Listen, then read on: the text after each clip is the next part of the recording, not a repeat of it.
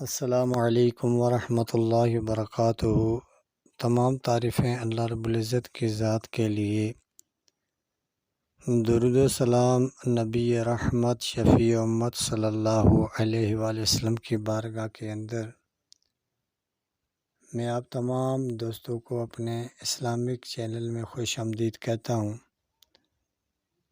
اور آپ کے لیے قرآن مجید کے حوالے سے نئی معلومات لے کر حاضر ہوں، اور آپ دوستوں کے تعاون سے میرے 1000 سبسکرائبر پورے ہو چکے ہیں۔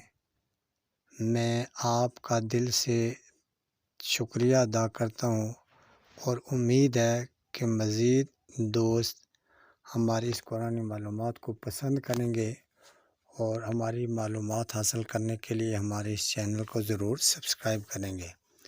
تو قرآن مجید کے حوالے سے آج کی نئی معلومات آپ کی سکرین کے سامنے ہے، تو شروع کرتے ہیں آج کی معلومات۔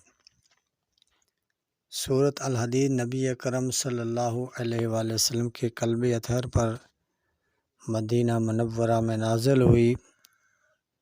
اس سورت کی آیات کی تعداد 29 ہے، رکوعات کی تعداد 4 ہے، حروفوں کی تعداد 2476 ہے، کلمات کی تعداد 544 ہے۔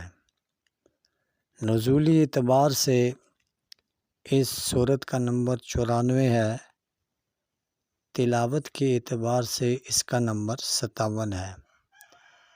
الحدید قرآن مجید میں لفظ کم و بیش 3 مرتبہ استعمال ہوا ہے۔